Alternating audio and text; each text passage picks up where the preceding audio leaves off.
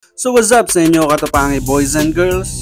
Si Kitlyn Viray ay pinanganak noong April 12, 1998. Isang kilalang personalidad sa larong volleyball sa Pilipinas. Nagpapamalas ng kanyang galing sa parehong indoor at beach volleyball arenas. Sa kasalukuyan, kasama siya sa Farm Fresh Foxes sa Premier Volleyball League. At ang paglalakbay ni Viray sa larong ito ay puno ng mga kahanga-hangang tagumpay at kontribusyon.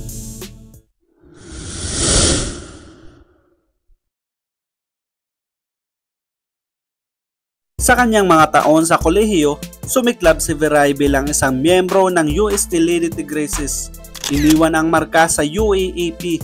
Ang kanyang debut sa UAAP Season 79 ay nakita ang kupunan na magwagi sa commendable na bronze finish. Nagtatakda ng entablado para sa pag-usbong ni Viray bilang isang matibay na puwersa sa landscape ng volleyball. Sa pagtungtong sa beach volleyball, ipinamalas ni Viray ang kanyang kakayahan at ang kanyang talento kasama si Cici Rondina sa UAAP Season 80. Ang dominasyon ng duo ay malinaw habang sila ay nagdaan sa elimination round at matagumpay na ipinagtanggol ng kanilang korona na may pagkilala kay Viray bilang Rookie of the Year. Sa kabila ng tagumpay na ito, hindi umabot ang UST sa Final Four ng UAAP Season 80 Women's Volleyball Tournament. Hindi nababahala sa mga hadlang. Patuloy na nagtagumpay si Viray, pinangunahan ng UST patungo sa bagong mga tagumpay sa UAAP Season 81. Ang impresibong 10-4 win-loss record ng koponan sa elimination round ay nagpapakita ng isang mahalagang tagumpay na nagtatapos sa kanilang unang paglabas sa finals sa loob ng 7 taon. Ang mga tagumpay laban sa mga matitinding kalaban tulad ng De La Salle Lady Spikers ay nagpapakita ng liderato at kompetitibong espiritu ni Viray.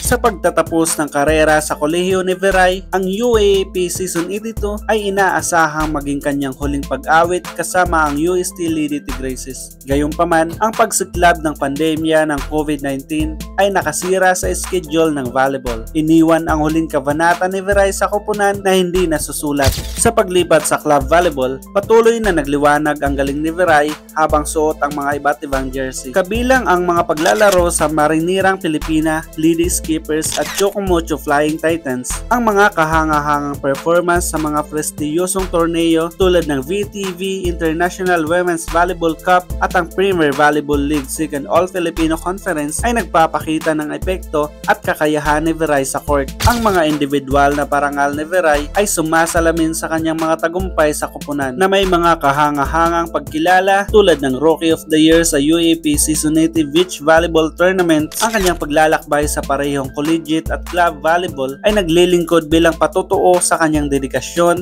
pagtitiis at pagmamahal sa larong ito. Nagbibigay ng inspirasyon sa mga nagnanais na manlalaro at iniwan ang isang matagalang pamana sa Philippine Volleyball.